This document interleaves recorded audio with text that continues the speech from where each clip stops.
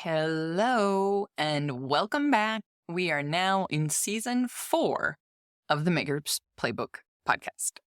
And I just stumbled over my words because that sounds a little wild to say. But I'm going to skip the nostalgia and just get straight into it today because we are kicking off season 4 with a guest that I personally had on my own wish list for quite some time. He's a ceramicist who has been making a living purely from pots for a couple of decades now, along with raising kids and having a spouse who is also self-employed. So if you've been listening to this podcast for a little while now, you know that I had plenty of questions on how the heck Danny Meisinger is making a living from the things that he makes. And while that's been this podcast tagline since the start, Danny put that phrase, making a living, into a new perspective. With the internet full of so-called experts, I'm using air quotes over here, shouting on all the various ways you can scale and grow and crush it at 6 figures or whatever other hustle until you make it kind of language you want to use as an example, it was a huge relief for me, and I'm hoping for you too, to hear from someone who's a couple of decades into their very successful career that the making the business side of clay actually work to support a family has a lot less to do with how much you earn and a lot more to do with your vision for your life. Needless to say, I'm kicking off season 4 with this conversation with Danny because I personally absolutely loved it. So let's get to it after a brief note from our sponsor, Amico. Hello, I'm Bryce, Account Manager and Sales Solution Supervisor at Amico Brett, providing you with the best customer service in ceramics. This episode is brought to you by Amico Brett. Find Amico glazes and equipment at your local distributor. Welcome to Clay, and thank you for listening. Now, on with the show. Welcome to the Maker's Playbook, the show where we talk all about what it's really like to make a living from the things that you make. I'm your host, seasoned entrepreneur of 13 years, Rebecca Ikes-Kara. Hey, Danny, welcome to the podcast. Thank you very much for having me. I am personally excited. This is one of those conversations for me that I feel like starting this, I'm very spoiled because I basically have this excuse to call people up that I'm admiring on the internet and get to talk one-on-one, which is, not normal. Okay. Well, let's do it. For people who don't know who I'm talking to, how would you introduce yourself in the context of making and clay? I'm Danny Meisinger, and I'll be 57 years old pretty soon. I've been a studio potter for about 35 years now. Married, got 4 kids, 2 grandkids. That kind of is almost everything right there. Studio potter. And all that entails and all that's evolved into over 35 years. I love that you just mentioned evolved into, because that to me is where my brain is, because at least from the outside looking in online, what I've been seeing is the bulk of your time is studio potter. You have your Patreon, you do some teaching, but especially in the United States, making a living predominantly as a studio potter is hard to find. Generally people have other streams, other support networks, other things going on. And so I'm like, all right, how do we do this? Yeah, how? It's a work in progress. It really is. Remind me where in the country you are?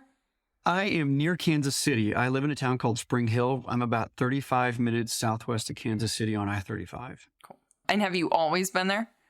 Pretty much. I grew up in Gardner, which is the town right now. I moved 1.5 miles from where I grew up. My mom's just down the road. My sister's just down the road. And I've been there since I was 12. So pretty much been there my whole life. That's one of those things when I was chatting with Adam Field to hear how many times he's moved. I'm like, ceramics is not exactly a mobile. I mean, like you're not rebuilding Big Magic because you decided you wanted to move 3 blocks away. Exactly. Yeah. It's kind of got me stuck now. I was even thinking that as I was building it. We're kind of putting in some roots now.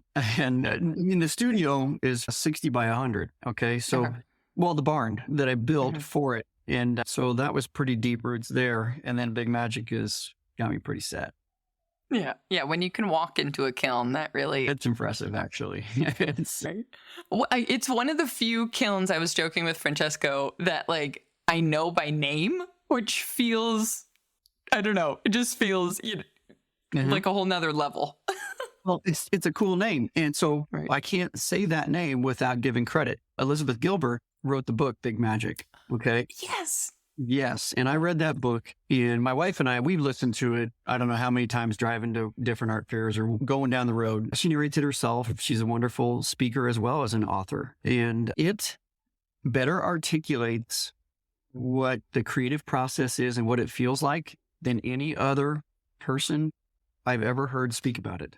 And I highly recommend it. It's amazing. And we were talking about Brian Horsch is a friend of mine that's come along with this whole process of building Big Magic. And we didn't name it beforehand. You named it afterwards. And so he was talking about like naming it. I've never really done that. I've got a kiln that, Pete Pennell built years ago. He actually built it on an axle, and I towed it behind my car because he didn't know where he was going to end up. I ended up with this kiln, so I just call it Pete.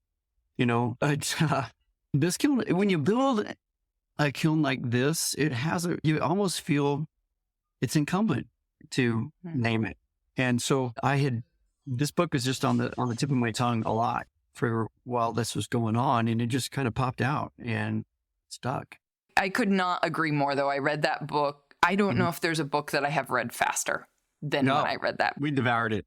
Yeah. Because it's also the way she writes is so conversational, but every sentence I was like, yes, that's it. And the kiss. Totally. I mean, the kiss is like, what? What are you talking about? And so there you go. Everybody who's going, the kiss, what? Okay, read the book. Okay. Walk us back a little bit over the last 3 decades, almost 4, of... Did you know you wanted to be a potter? Like, did you come straight into it, or how did we get to this phase? Okay, so here's the story. All right. So, oh man, there's a crazy side to it that's way preceded that. But I grew up in the horse business. Okay.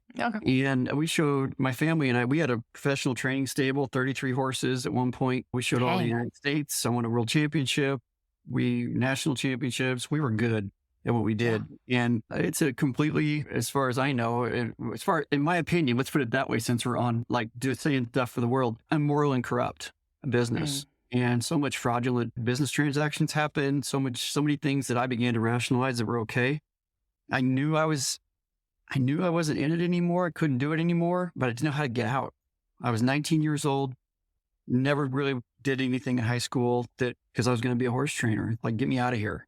And so had something happen to me that was kind of crazy, changed everything, my whole perspective. And suddenly I knew I wasn't going to be a horse trainer, and I was lost. And the only class I ever took in high school that I liked was ceramics. Now, the other kind of fun thing about this is that when I was in high school, my schedule was all messed up. And this would be the midwinter portion of my junior year. And there was 2 classes I could take. I could take ceramics or second year of biology. And I didn't even know what ceramics was. I'd never heard of it. I didn't even know that class was in our school. And I was sitting there in the counselor's office thinking, I do not know what this is, but I know it's not worse than a second year of biology. I was like, don't know what it is, but I definitely don't want to take biology. Not bad, but it can be worse. Okay.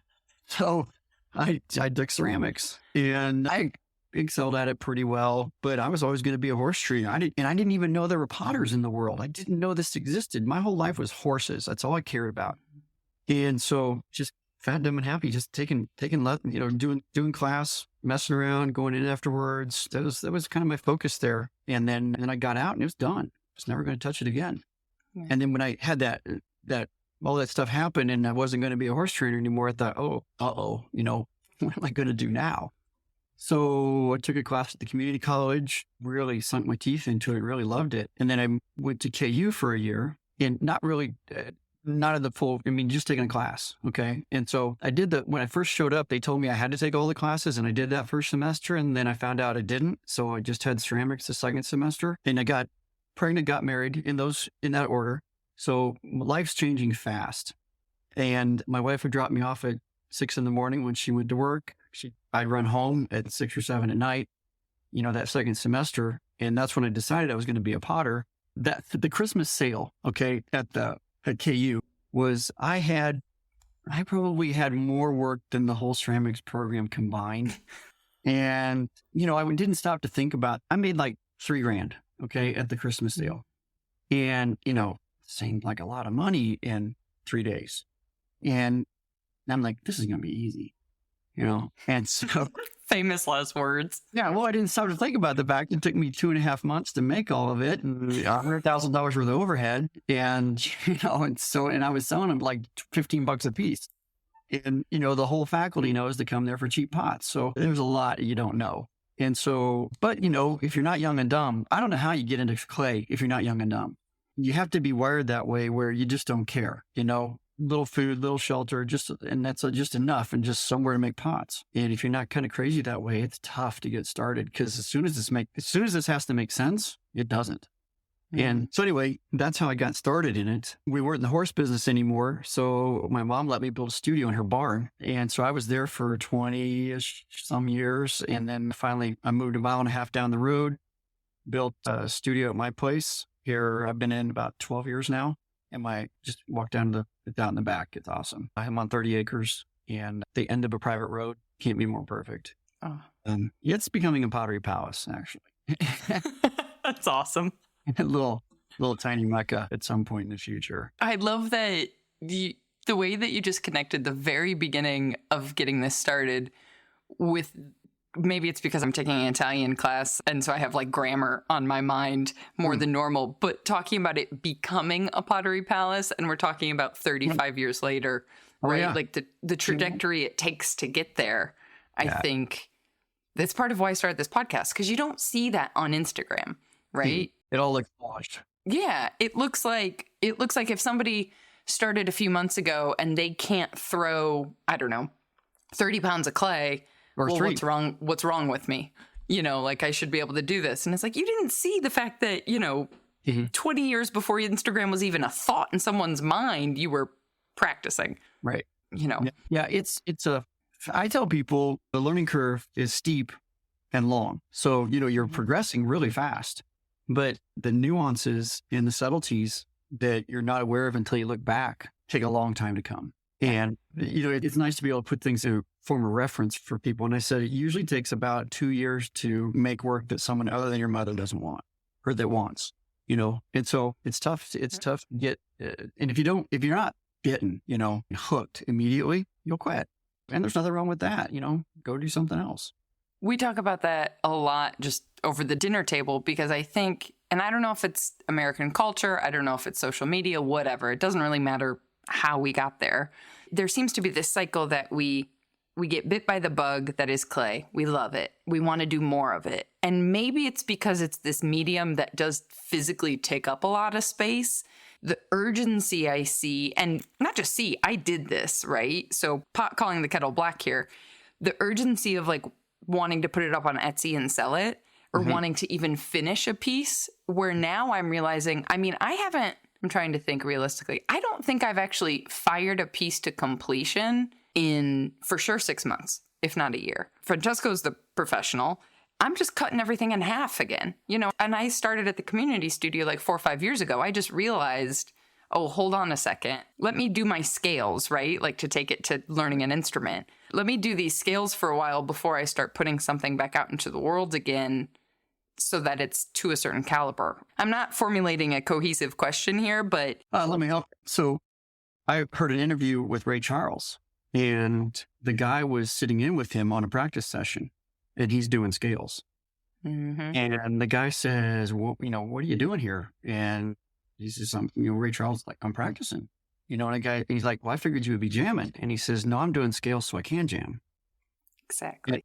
Oh my gosh. This is where me being a classical musician before pottery pays off, because I'm like, yeah, no, there's no immediate gratification here, guys. You got to like sit at the piano bench a half hour every day, practice, tears, all of the things. And then maybe you get like one great performance in your life. Right. Which is weird. Like we have to be hardwired in some very unhealthy way to want this. Yeah. Well, or maybe, striving for perfection is tough. Okay. And so if you go back to Big Magic, to me, this is spiritual substance that we're talking about. We're talking about the creative spirit that exists behind all of this that is inspiration for us and that can come upon us and help us move forward. And so it's a team effort, with things that are larger than ourselves. And I really think that's what people connect with. The media really doesn't matter. And being creative, that's where I do woodworking. I love doing stuff with concrete, laying rock. I love designing stuff, building stuff, creating something out of nothing. And so, building Big Magic, I wasn't making a pot. It was made a kiln. And, first we had to clear the land and build a building and, pour concrete and do all that kind of stuff. And so I loved every bit of it, and no more than making pots, or no less, I should say, than making pots. Well, and let's talk a little pragmatically about that, because I think what's so hard for a lot of us being self-employed, you have to spend the time to do that, right? For you to move forward, to have Big Magic, to make some of the work that you're making now, all of it goes together. But the amount of time it takes to build a building, even one step of it, to lay the foundation down, whatever, all of that, I was chatting recently with another maker, that is all like unbillable time, so to speak, right? To put it in terms of another industry, and kind of managing that time and being able to make pots that then sustain being able to do that. Like, that's a lot to take into account. And I have a little bit of an assumption that coming out of the horse business might have given you a pretty high risk tolerance, but correct me if I'm wrong. Well, it's kind of interesting. I've had several apprentices and things, and so I've gotten to know people on a really intimate level about their past and so forth. And so I also look back on mine, and nobody in my family has ever had a job. And they've either coming from farmers or self-employed entrepreneur thinking people. And that's what this is about. It isn't, making pots is easy. Selling pots is hard. And, and doing the business side. And so it's about being self-employed and being self-motivated. And if you're a person that needs structure and form around you, this isn't for you.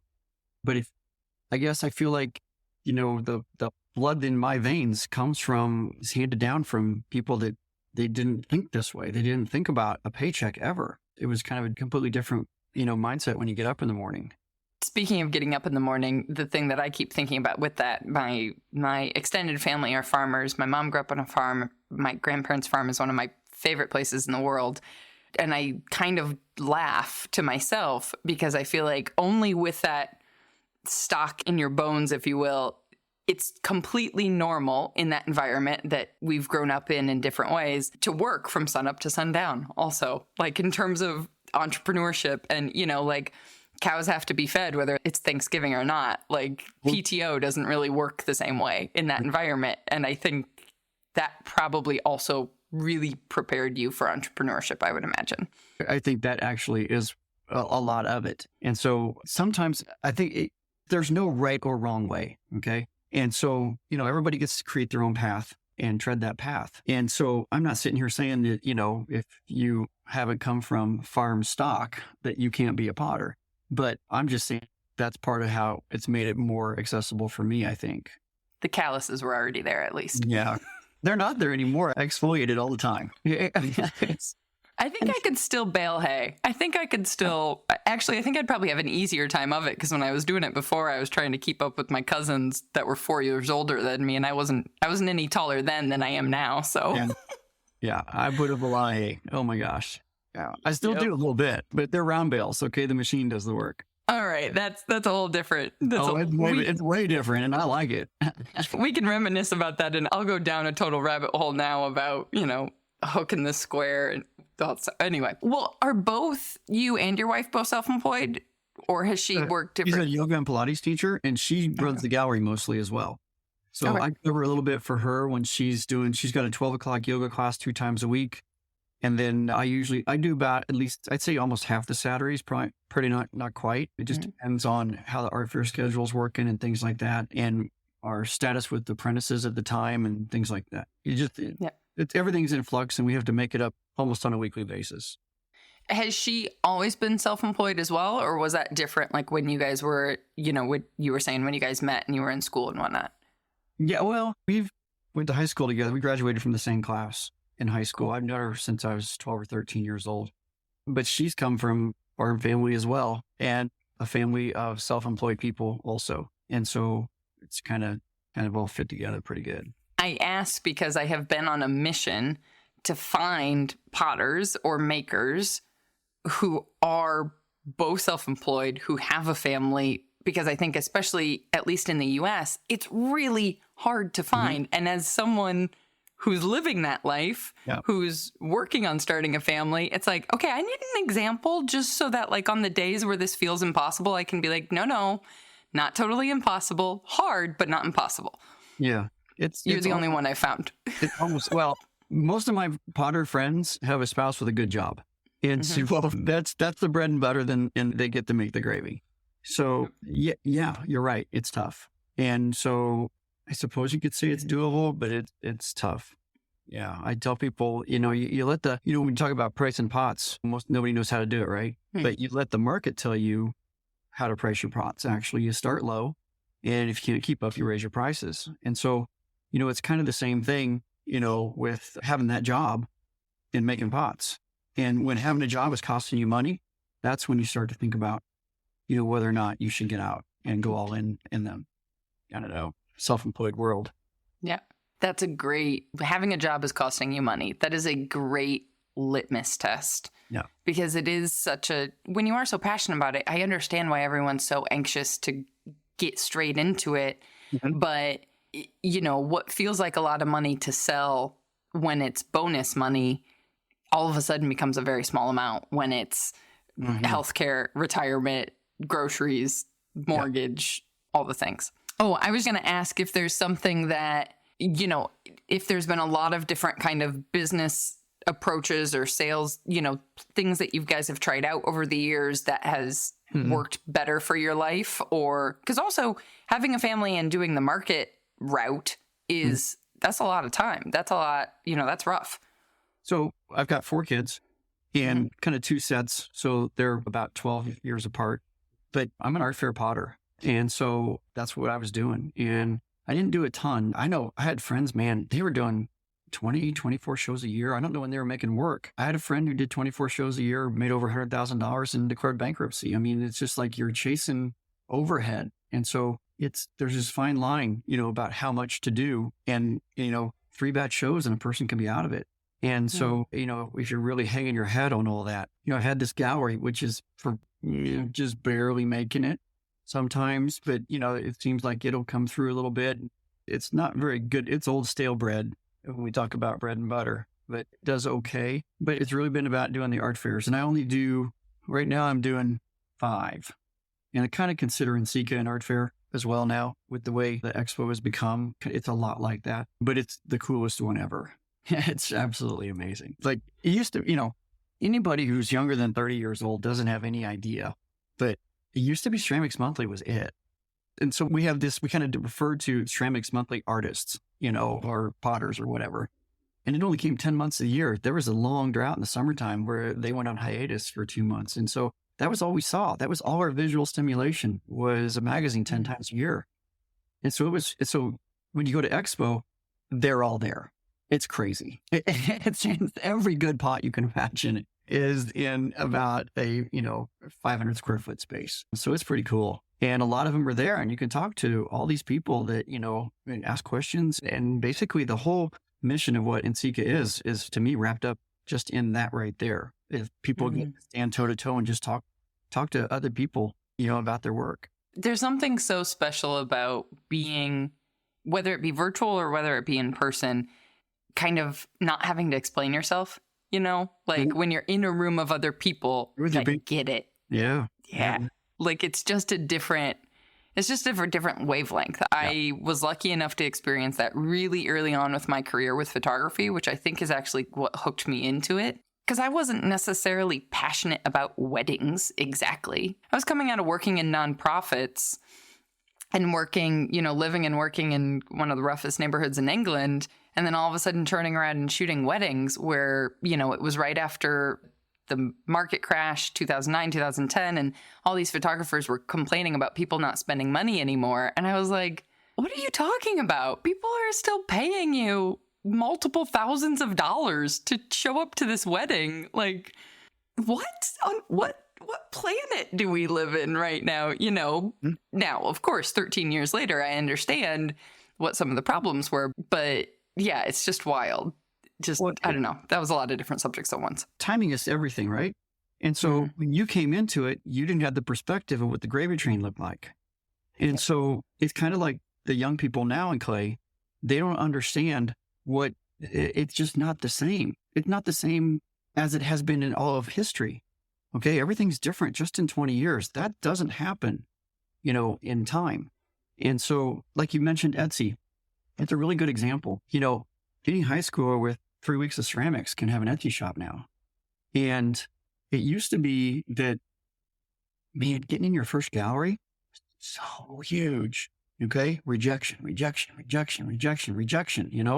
And, they're saying, oh, well, this isn't the right time. Oh, well, it doesn't really work with the work that we have. And I mean, just all the reasons why. Sometimes they actually told you the truth and said, your work's not good enough. And you had to get back there and you had to go back into that crucible of rejection and work hard to get in that first gallery. And they don't have that anymore. They just put up anything, and to them, it's awesome. It's amazing. I know what my first pots felt like. I thought they were the best things in the world. I still have them and I know I was wrong. Okay. The sad thing isn't so much that people can have an Etsy shop in 3 weeks. The sad thing is that people buy the work. And so these people are getting positive reinforcement that this is good and they keep doing it and they aren't going into that crucible of rejection and having to be in that fire and work to get to that first level. They start at the level. And so I really feel like they're missing a lot of those formative forces that cause you to have to reflect and turn back inward. I think, and what I'm hearing, it is so much parallel to what I saw coming into photography, because 13 years ago, it was the pivot point from film to digital, right? And so you had a lot of guys who were really bitter because 20-something me could come along with my new little digital camera and look, I can take pictures and put up a website. And if I took enough of them, a couple of them were going to work out, right? And what was so interesting, because I knew absolutely fantastic photographers, similar story that you were saying, who declared bankruptcy, who shot celebrities' weddings, who just incredibly skilled with the camera, but who didn't know anything about the business side, who didn't know anything about the marketing. And so I saw early on, okay, I want to get good at this craft for my own confidence and because I respect it. But there also comes a point where the person paying me isn't going to know the difference between level 90 and level 100 in terms of perfection and in good. And at a certain point, I had to focus on the branding and the marketing and the sales, because otherwise, I mean, it goes right back to the very beginning that you said, making pots is easy. The business side is the hard part. And that can kind of then be a double-edged sword, because then you have a lot of incredible makers and incredible craftspeople who aren't very good on the business side and so therefore have to shutter their doors, and somebody who's not a very good craftsperson I understand art is subjective, aesthetics, etc., but like by some basic standards of craft, if you get really good at marketing, well, you can kind of take off into the races and thousands and hundreds of thousands of people know who you are. Right. Not to make this the bitter episode, but it's just the way that it is.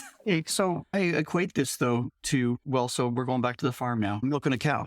It was going to happen. Yeah. So when you milk a cow, okay, you're moving it from one place to another, right? She's going from the udder to the bucket. And so there's a transition and the whole thing gets stirred up. But if you let it settle, the cream comes to the top. And we're in that transitional stage right now, and it's all mixed up. And I've got friends who they're such good potters, and they got 1,000 followers, and they're just not, they've been doing art fairs for 30, 40 years in like the top art fairs in the United States, and just absolutely exquisite, amazing work. And they just can't do it. I don't know what I got lucky. I've actually made myself, I'm actually really burnt out on social media right now, and it's really tough for me to keep going. But I'm digressing in multiple wormholes. Let me get back to the cow. It's all mixed up. And so part of the problem is that we're all very egotistical, and we measure time in a human lifetime, and it's really short. And when you look at history, you look back and you look at this 20-year blink that we've been in so far, and we're going to probably go on for about another, I'd say 20 to 40 years. But just even another 10 years, almost everybody that's going to be in this gets it and knows it. And so all the whippersnappers out there that are really good on, TikTok and Instagram and all that kind of stuff that don't do good work and should go to the studio and get off their phone, they're going to get obliterated by people who are doing the work because they're just as good at the social media side. And so the cream will come to the top in everything that's going on, where it's all about it isn't about how good you are. It's about how good you are at social media right now. That will go away and it'll right itself, but it's going to take time, and I might be dead before it happens. But that's okay. You look back in history and this is going to be, I didn't even know what it's going to look like. There just hasn't been a time where something just pivoted like this. So anyway, all the wormholes just went away. So the milk and the cow allegory, metaphor, whatever, it works. And it's kind of just where we are right now. It's all churned up. And I think the thing that I see, at least with photography, is, for sure, 13 years ago, when I was that girl who put up a website that I made on Dreamweaver because I had one class in my graphic design degree that I could do that. Yes, I was mixing up the industry.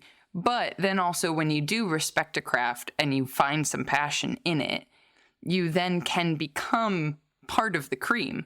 Even if you start in there or you start too early, it's like that. I always think of that Ira Glass conversation, and there's a beautiful video on YouTube where somebody did typography with what he's saying, but he's basically talking about the cycle of awareness when you're a creative, right? And you have an idea, or you're getting into a new craft, for example, to keep it with pottery, and you just get so excited about it, and you know that you don't know anything. You have absolutely no idea what you're doing. And then you start to learn a little bit. And so then you're kind of like, well, now I'm a lot better. Look at this. I'm doing well. And so you have this false sense of good. And then you start to learn a little bit more and you realize just how bad you still are. And then you learn a little bit more. And then, it's this constant cycle of kind of awareness and skill and awareness and skill. And over time, those things start to come together. And that's where I think we're using the metaphor of the cream. And that only happens over time, I think, which is interesting because there is so much focus on people wanting to learn how to go viral or whatever. And all of that is so quick, okay, you could go viral and all of a sudden not be able to keep enough, boob mugs in stock, right? Because they're having a trendy minute. Right. But then if your sole practice is based off that, what happens if that stops being viral? What happens when that's no longer trendy? Well, now you have nothing. How many boob mugs does this person need? I mean, well, that's it.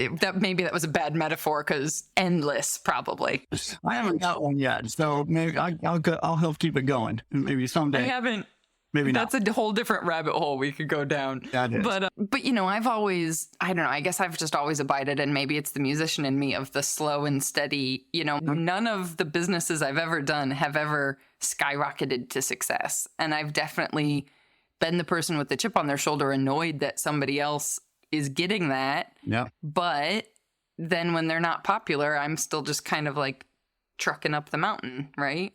The turtle wins the race. Yeah. Yeah. There's so many other places to go too. So I feel like we should get off the bitter social media wagon. We beat that dead horse and it didn't get up. Okay. It's going to stay right there.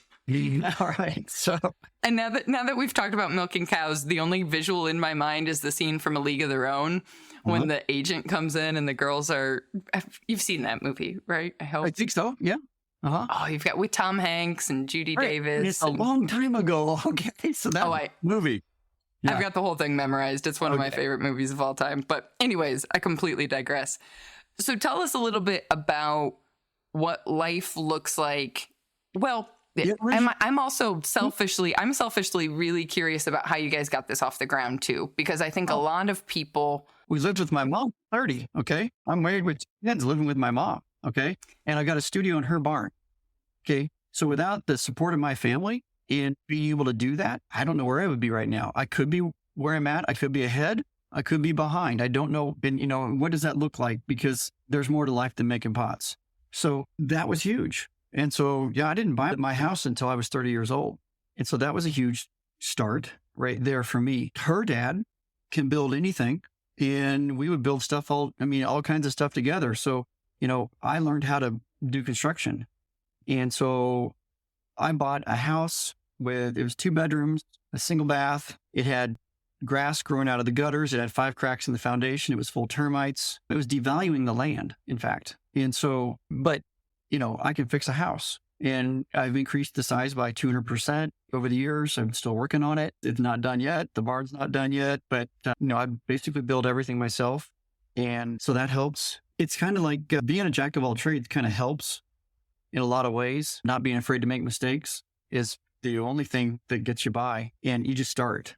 The first ones don't look good and you just keep getting better. And that can apply to any medium, including building a house. So, and you start young and dumb where, $15,000 a year sounds like a lot of money. And of course, 35 years ago, that's a different number than it is now, right? But that's about where I was starting out. And, didn't have insurance, didn't have a lot of things. Hand-me-down cars from my grandparents, just getting by, literally. We could have probably had food stamps for a lot of our lives as well. So if that's what you want, you could do this. Does that sound sexy? Yeah, we didn't ever get them, but we could have. So, but you love what you do and you always think tomorrow's going to be better. And my wife says I'm a pessimist. I say I'm a realist because the truth doesn't always look good. And so it's like, you're being negative. No, I'm being honest. I've also never heard a pessimist say that they're a pessimist. Right, exactly. Yeah. Because we're honest, okay? And just, you don't like the truth. I'm sorry. Okay, not everything is a greeting card. All right. So, but you start to pick things up. You get a commission, a dinnerware commission, and it's like, wow, $1,000. Oh my gosh, that's a whole month. Things just start to come along. You have your first good art fair, and you realize that this is what people have been talking about. It gets better. You get better at whatever you do. And so, if you can stick out the tough times, that's what the hard thing. I'm terrified to borrow money. And so I've always just stayed so far out of debt and so low in debt that I think about my money in terms of annual. And I think that's part of being an entrepreneur where it's a seasonal thing as opposed to a weekly thing, or an expectation that's going to come, on a regular basis. It doesn't. It's feast and famine. And then you start to get it figured out and then COVID happens. And then, oh my gosh, what are you going to do now?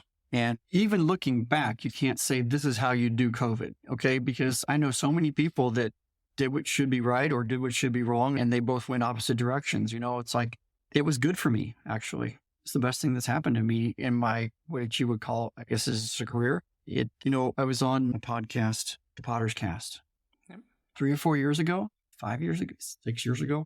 Time is funny now. Time doesn't exist anymore. 2020 just killed it.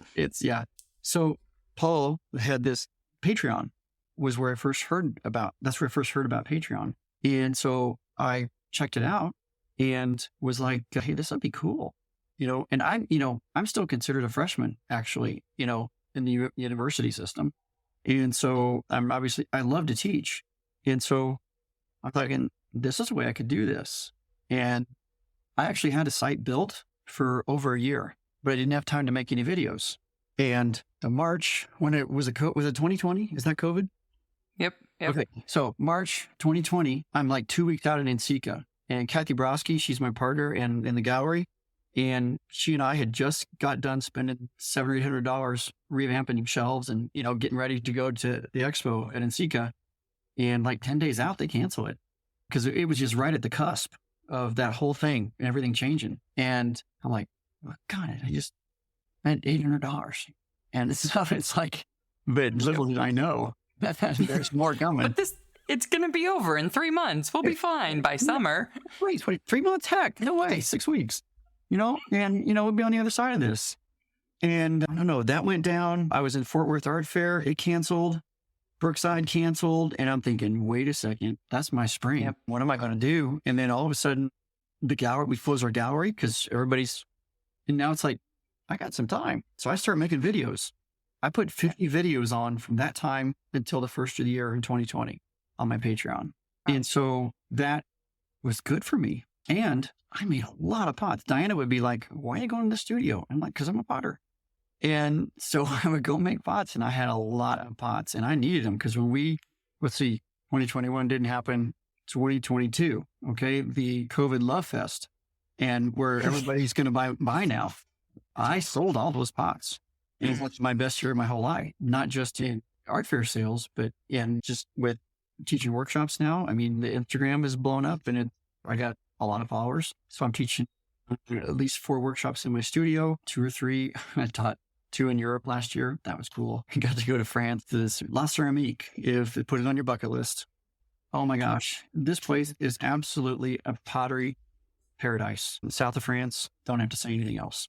Does not suck. Oh man, it was not. I mean, to be fair, I met Francesco because I got into an artist residency in Italy, making pots. Okay. You know, it's like, yeah. Yeah. It's what we all should be doing, right? You can be really bad at business and really bad at marketing and make that work. Yeah. Right. You know. Oh man. So, so I'm doing traveling for workshops. I'm doing ClayCon coming up. I'm one of the 2024 presenters at ClayCon. And so, 3 or 4 outside the studio, 3 or 4 inside the studio. And then Patreon is half my income now. And all of that happened, just so everybody's really clear, that all basically happened in the last year and a half. 2 years at the most. 3. Yeah. I mean, I was starting to get better at Instagram. I basically become a videographer now. I started studying the places that did good. Yeah, don't do time lapse. It's stupid. Okay, just don't. If you guys were just ready to do a time lapse video, just put your camera down and walk away. Right? You have to edit it. All right. Anyway, that's all I'm going to say about that. Yeah. This brings up one of those points also that I think is, I don't know, if there were commandments in self-employment, this would be one, that you have to have a willingness to learn new skills. Yeah. It's going to be a miserable experience if you are not a curious enough person to, I had an English teacher for many years that said to educate thyself, right? And that's, shout out to Mr. Hansky, because you're talking about becoming a videographer now, there's definitely plenty of potters out there who are like, I'm a potter. I don't create content. I'm not going to spend time doing this. That's not what I want. And it's like, well, this is the world we live in. Right. So I got another story for you. So shout out to Mr. Shepard, my accounting teacher. This was like accounting and all the sorts of other things. And so this is going to take me back. All right. We're making sure everybody knows how to address a letter. All right. Because people used to do that. They used to write letters. And so he's talking about how you have to print. And I hate to print. What I tell my kids, because they all print. And I'm like, well, that's not how grown-ups write, And so anyway, just giving them a hard time. But it's real. So I write cursive. And I was going to say, meanwhile, nobody teaches cursive in school anymore. You just sign your name and that's it. Yeah. And it's just a scribble, because if you can read it, then something's wrong. But the purpose for writing is to take information and pass it along time to other people who might be interested in it. Anyway, that's me being the dad. Hold on. So and then he's telling us that we have to print. And I'm like, why do we have to print? And he's like, well, so this would have been 1982. All right. And he saw, well, there's a lot of postmen because he didn't have postmen that can't read cursive or maybe can't read very well at all. And they need to have that printed, to be able to, because there's a lot of them that, so like if it's a 60-year-old postman in 1982, take away 40 or 50 years and they became a postman when they were 17, 18, 16, maybe, didn't graduate, didn't go to high school, but that was a good job. And they just never learned to read cursive. And he's like, heck, there's people out there that, they never learned to drive because they just didn't need to. They just, getting by fine. I'm like, I'm never going to be that kind of full, whatever it was that I said. And I can remember when someone was talking to me about, learning more about computers and stuff like that, which I am horrible at. Okay, by the way, I was scared to even sign into this thing. Okay, we're doing now. And you were waiting for me. And you didn't even need any help. I started so far ahead. I knew I was going to botch it. Okay. Anyway, I realized I was talking about myself. That guy that didn't want to learn how to read cursive or learn how to drive. And I'm like, okay, I'm going to be that guy. So that's when I decided to start trying. And it was about probably 3.5 years ago now that I started putting an effort into Instagram. And it's worked. Which I love that timeline, because I think so many people, and look, I'm guilty of this myself with wedding photography and whatever. So I'm not saying anything that I don't also put on me. it's so much easier for us to look at all the reasons something's not going to work, right? It's so much easier. And how I'm connecting this to you saying you put in effort to Instagram 3 years ago, 3.5 years ago. In other words, not 10 years ago, not before Reels, not before this, not before that. It's so much easier for us to find excuses, to find reasons that something's not going to work, right? To become kind of a victim in a certain way, as opposed to just saying, okay, well, where can I find a solution that works for me in this? Because I don't think, you don't have to spend half your time becoming an Instagram influencer. You're still making the most of your time, hopefully, and correct me if I'm wrong, making pots. You haven't gotten totally sucked the other direction, I don't think. Nope. No, and so the thing is, it's like, so there was Michael Klein, amazing brushwork. Me so envious to watch him do that. He shared a reel, so you'd have to go to his thing and then look at it. He just, passed it on. And it was this person, where they got this audio in the background talking about how you get to create content. And then, in his comment later on, he's like, I'm not driving to an art fair. I'm not driving to an art fair where there was a storm and I lost money. I'm not doing this. I'm not doing this. I'm not doing this. I'm not doing this. And so, I used to go out and I'd be gone. I'd do 3 art fairs in a row and I'd be gone for 2.5 weeks with half of that time not doing an art fair, waiting for the next one, because I had to save expense from coming home.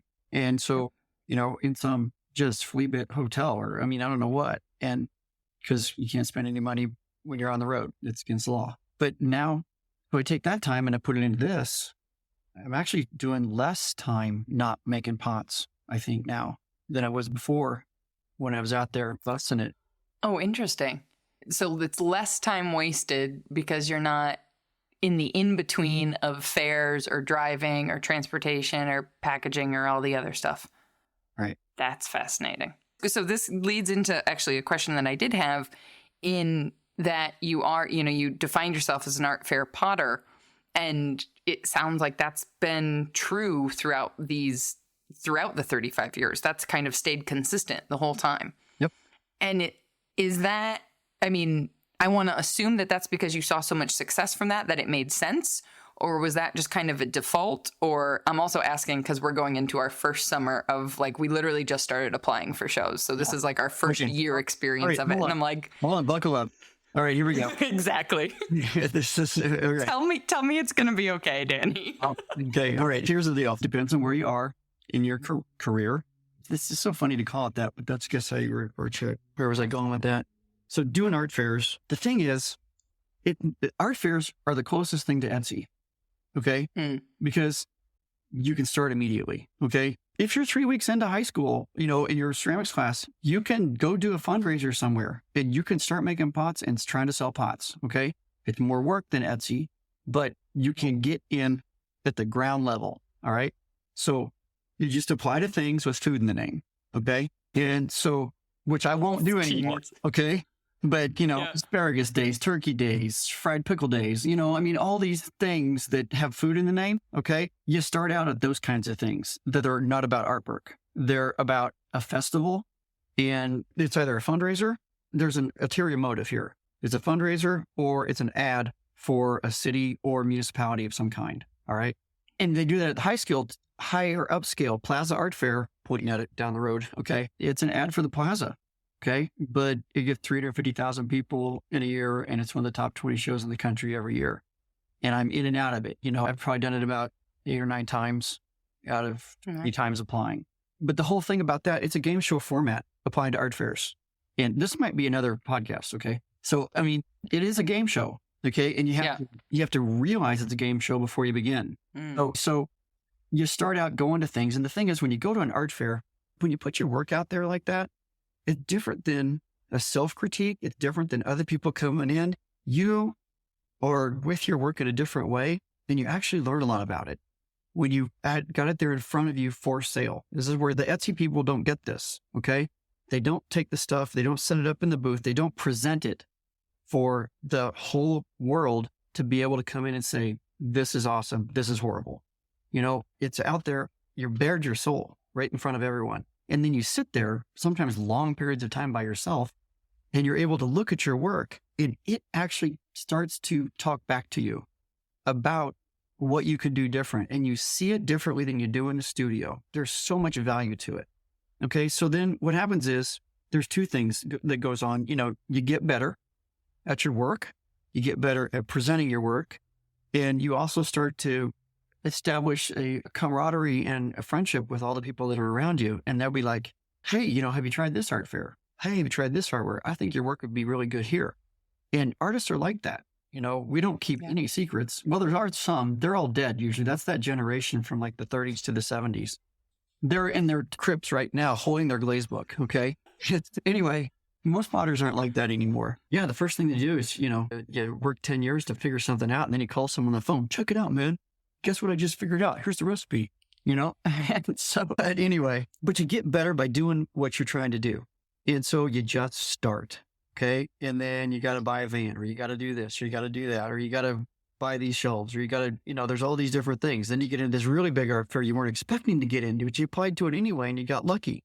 Now, how you get into art fairs is you have to realize that your work is only seen for 8 seconds, but that's an eternity. When you're judged, because I juried some low art fairs, I juried the best, and they're all the same. And they all score like yes, no, maybe, or 1, 2, 3. And then sometimes it's a 1 to 5 with no 3. I was just going to say, we saw one that was 1 to 7 with no 4. And I was like, what does that even mean? Well, it makes sense. It causes you to tip because that 4 is a cop out.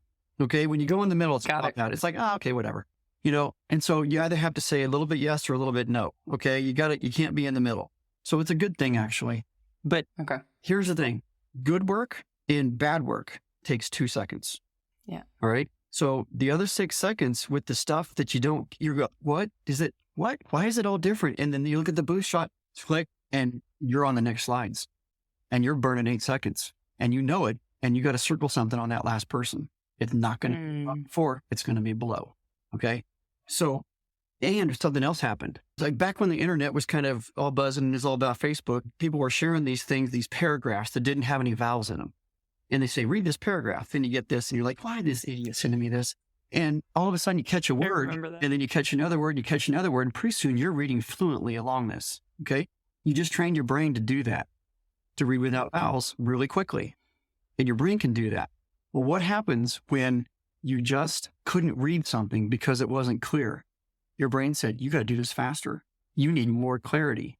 You need to be able to read this in 1.5 seconds because otherwise you're going to be hurting the person that you didn't do well on when you did have them in front of you and the next person that you've only got 8 seconds on. So what your brain is looking for is clarity. Now, some people in the art world, they love this word, cohesive.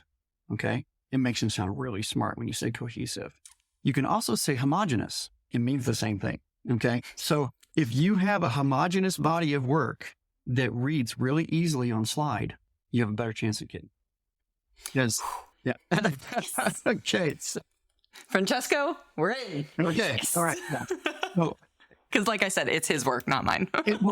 That's part of the game show that you have to learn the rules to get into. Now, is it perfect? No. Okay. Anybody want to jury an art fair and have everybody send the work in? Okay. Yeah, that's not going to happen. Okay. Right. Plaza gets 1,400 or 1,500 applicants. We picked 200. We could have thrown that 200 out and picked another 200 and had a show just as good. Yeah. So at the top, when you're getting up there, it's tough actually to jury stuff. And, there's different things that you do to stand out. Some of your podcasts lately have been talking about photography and only shooting with light from one side. Bob Briscoe started that about 20 years ago, creating sort of drama with shadow. And then everybody started copying it. And then it wasn't a big deal anymore. But there's different things that you can do, but you have to present something that is co-homogeneous, so that the same. Yeah. The worst thing that you can do is show your best work. You're not in a ceramic competition. You're in a photographic competition. And until you figure that out, you're not going to get in either. Okay. What photographs well? Okay. So you've got 4 images in your booth shot. Do you have 2 verticals and 7 horizontal? Do you have, there's all sorts of different things. The brain loves symmetry. Okay. That is comforting to us. It shows security. It shows stability. And so that's another reward that you're giving the brain to that juror that's already seen 3,200 images. and they're shot.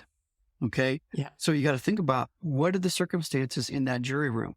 Or you either be at first up in the morning or you at the end of the day. Yeah. So, Which are all the variables that have nothing to do with the quality of work, right? Like this is something I learned with submissions for, being published or whatever for photos.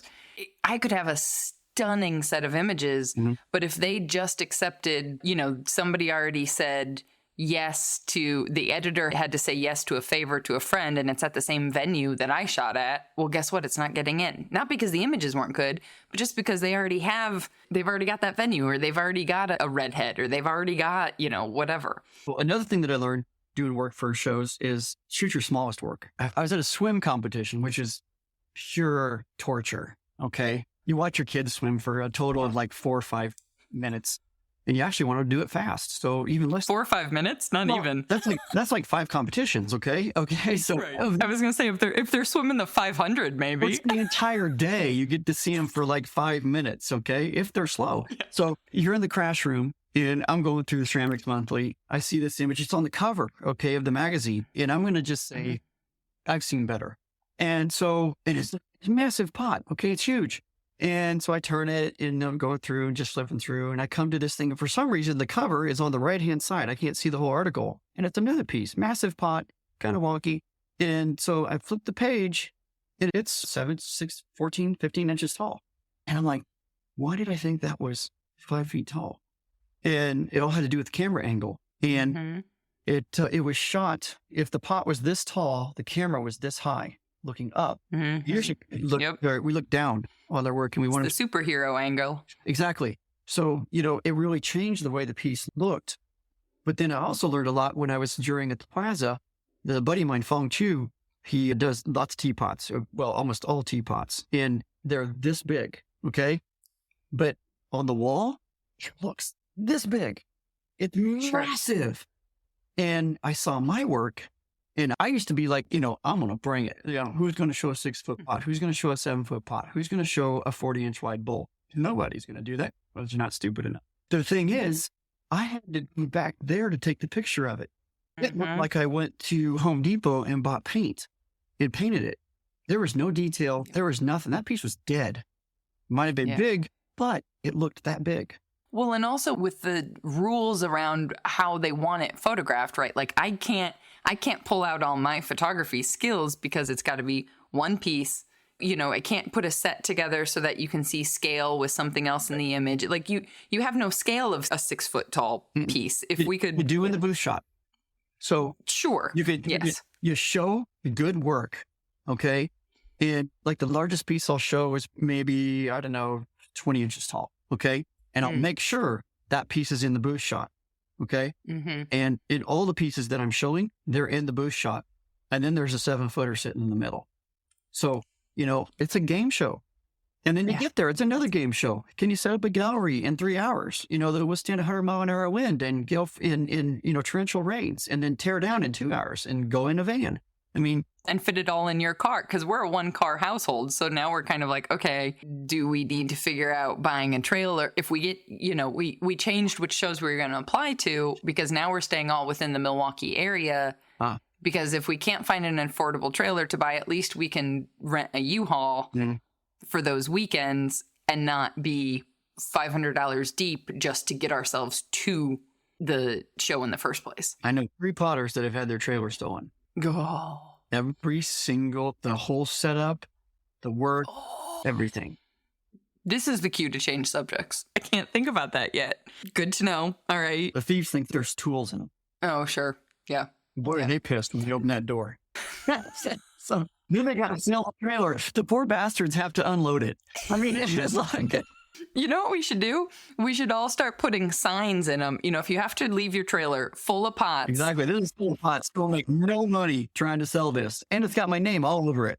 Well, what I'm thinking is you put a sign on the inside that says, dear people who have stolen my trailer, all right, if you bring this back to where you found it, no questions asked. I'll give you $100, like, you're not going to want to unload all of this. It weighs XYZ pounds, I don't know. It's worth a shot. Yeah.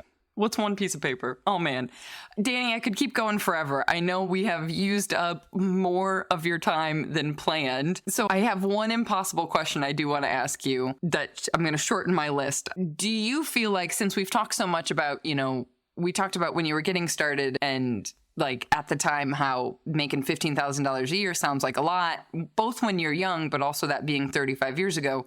Do you think that you could get it off the ground and start the same now in the landscape that we're in and the reality? Do you think it's, I don't want to say easier or harder because I feel like there's too many variables there, but just in terms of, what everybody faces getting started now, there's easier stuff, in my opinion, with the internet and social media, but there's also harder stuff when it comes to, I don't know anybody buying a piece of property or land the way that so many potters that we look up to were able to do 40 years ago, for example. I did say it was an impossible question. Well, no, it's not impossible, actually. It's not at all. Because most of the people are trying to buy land where it's expensive. That's why it's expensive. And so you got to head to the sticks. And like the house I bought, okay, I bought 30 acres and a house and a small barn for $105,000. Now, that was 35 years ago. No, sorry, really 25 years ago, just before prices started going up. But still, it was a steal at the time because the house had the 5 cracks in the foundation. It was wrecked, okay? Mm-hmm. And it was going to cost money to tear it down in order to build a house. So I found that spot closer than most people could only because of that circumstance. But you can find places in this country where land is cheap and you can build a Morton building and put a room in it, put your house. I know people there right now. I mean, there's lots of people that they're doing just that. They're building a barn and then putting a house in a segment of the barn. And to me, that would be the way to go right there. And so it's like the Amish used to do that. The young man, when he left, before he could, find a wife, he had to build his barn. He didn't build the house first, built the barn first. Okay. That's where you make your money. Okay. And then you build the house and then you go get a wife. Okay. And she's, like, okay, all right. Nice barn. Nice barn. Exactly. No, I'm not Amish. That's how I've been told. All right. Right. This is a metaphor, everybody. We are watching TV going, what? That's not how that works. Yeah. The thing is, they had the order of operations in order. Okay. There's a lot of people that don't think about what the proper order is right now. And the thing is if you can do this, but you can't do it in downtown Dallas, okay? Or even the outskirts of Dallas. You got to get 200 miles away. And when I was a kid growing up out here, we drove 35 minutes to the movies. There was one place and that was it, okay? And the grocery store was almost as far. And I mean, it's just, you're way out. And most people don't. I have an apprentice now who's like, this morning, okay? She was like, look, I've never moved to Wheelbarrow. She was like, it's like, that's a city kid. Okay. And literally she wanted me to take her picture for Instagram because she's pushing a wheelbarrow. Okay. So it's a momentous occasion. Come on. Okay. Day one, I showed her how to build a fire in the wood stove. Okay. It's her favorite thing to do right now is to build a fire in the wood stove. Yeah. That's amazing. So, there's a lot of people who don't experience life outside of town in country life, but that's where it is possible, I think, to do what you're talking about. If you want to have the small amount of acreage and, build the kiln and build that kind of a life. And the thing is, it's like what I try to stress with people is that what you're trying to do, you're not trying to make money. You're trying to make a living. And if you take that word to heart, okay, it's a living. And it's not about a job. It's what you do for your livelihood. And it becomes a part of you. And there's what some people call sacrifice for that.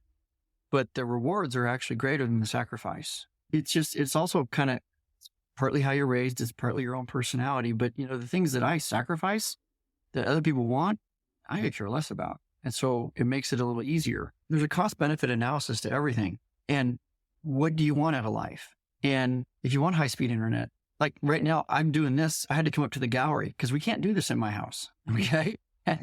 And I like that. A lot of times my phone won't even ring there. And so I'm in my little cave making pots and life is good there. And I'll get a hold of you eventually. It took us a while we started, I don't know, the first time you connected with me on this was a year ago, maybe? Yeah, roughly, probably, something like that. You know what, though? That's what's so relieving to me about coming, I've got feet in both industry at this point, right? Like there's still part of me over in the events world, and then there's part of me over here in the ceramics world. And you couldn't have more opposite spaces in terms of what it's like to work in them. In terms of, the events world is showy and flashy, or it can be. My experience of it has been, as you climb that ladder, it gets that way. And it's also constantly like, well, you have to respond within an hour of someone's inquiry, or otherwise your chances of booking that goes down, and all this insanity. I make no money. And then here I am talking to ceramicists, and I'm apologizing for my delay in responding to someone's email. And they're like, it was only a couple days. Who cares? Like, it's fine, Right. It's good. Everything's fine. I'm laughing to myself thinking about NCECA because, I've been to some really bougie conferences, like intentionally bougie conferences, to where if you're not full hair and makeup and changing clothes for different events and all this, and I'm thinking about NCECA going, if I do it too much, people are going to look at me like I'm weird. Right. Exactly. Right. And that's just what's so fascinating, too, is that like so many of in my mind at least, the ceramicists performing at the highest level of the craft are so far away from each other. And that's another thing that's fascinating to me is, you don't have to physically be seen. I'm coming out of a world of like, you had to see and be seen and show up to the network events. And, you had to build the business downtown Chicago and have the storefront there so that you could connect with people. Whereas this is like, I look at wood firers and I'm like, we drove to visit Simon, and it's like, nobody's nearby. He's not going to a networking event anytime soon. So, yeah. Anyway, to me, it's comforting. It's exciting. It's nice to know that this aspect of life still exists. Yeah, even though we feel like we are being pulled into this modern world, kicking and screaming. But some of us, which is healthy for us too. So I'm not that old guy that, couldn't read cursive, Yeah. That's a perfect full circle moment right there. Before because I could just keep going. Where can we send everybody? We mentioned your Patreon. The other nice thing about you teaching, I feel like, is I'm very skeptical. It's ironic because I am an online educator now, but I'm still very skeptical of so much. I saw so many people start teaching so quickly with any skill. And so I feel like your Patreon is the one I constantly reference of like, if you're going to learn from somebody online, learn from somebody who knows what they're doing. Okay. I appreciate that. As a matter of fact, I teach workshops in my studio, obviously. I post them on Instagram. So I haven't done it lately. I'm supposed to this Saturday. I'm going to be doing that here in the gallery. But yeah, my Patreon's the best place to actually do that. And the thing is, I try to make it accessible to as many people as possible. There's different tiers where people can sign up as low as $3 a month, which is actually pretty unheard of, I think. And there's 90 videos there. I don't even know how many hundreds of hours of video there is there, but I know what it's like to want to learn. And, we harped on the negative side. So the really positive side about all this is that I know people that are making a full-time living right now in ceramics that have never taken a class. It's been on YouTube. It's been on different sites, doing different things. If anybody better be scared, it's the university system, I think, maybe, because I don't know what education is going to look like in the next 20 years, but it's going to look different. It's really cool how democratic the education system is becoming and how much more accessible it is. So, of all it's kind of like, the difference of I have to make content, I get to make content. It's all how you look at it. It's both of those things, but there is a good side to it too. There's a Hadi, I believe is his name. Young man, a 16-year-old apprentice potter in, I think, Afghanistan that we message back and forth. I think it is so cool that awesome. I get to have this relationship with this young man. He'll ask me a question once every 2 months or something, or send me an image of the work that he's doing. And that's cool. And I think that makes all the other stuff kind of worth it. Totally. Well, I will link it in the show notes, wherever anybody's listening, find the description, they can click away. So, oh man, thank you. Thank you for taking the time. I really appreciate it. I'm glad to do it. Yeah. Awesome. Appreciate you having me on. If you couldn't tell at the end here, I was clearly unpacking a lot of my own thoughts on how to build a career without being so continuously tied to a computer, or even immediately available. Now, don't get me wrong, I love the internet's ability to connect me to so many of you. You've heard me say it before, but the community, our online membership platform, is something extra special and makes me appreciate the ways in which the internet can connect us all from all over the world in ways that we frankly wouldn't have available to us regularly in person. But at the same time, our time with Sandy Lockwood in person in Australia these last 3 weeks, and now re-listening to this conversation with Danny, well, they both have been perfect examples of the fact that you can build a career within whatever boundaries of the life you actually want. Choose your life first, and then figure out what kind of business model works for you to suit that life. And know that me saying that out loud is also for my own reminder. I'm working on some big changes for myself, and I definitely don't have it all figured out yet. But I do know that with support from colleagues like Danny and like the now over 60 other makers inside of our community, we can figure it out together. If you're looking for more support from people who will never tire of talking about clay or glazing or even shipping and packaging, unlike our very patient friends and family who try but maybe just don't get it in the same way, if you're trying to figure all this out, whether as a side hustling hobbyist or taking that leap to go full-time, consider checking out the community at makersplaybook.com/community. I'm still working on my short elevator pitch to explain this amazing space online, but for now, I'll just say, with as much audible passion as I can muster up, it's something really, really special. And as our group grows, it's becoming more and more driven by our members' ideas rather than my own, which I am particularly excited about. And of course, your membership in the community directly supports the creation of this very podcast.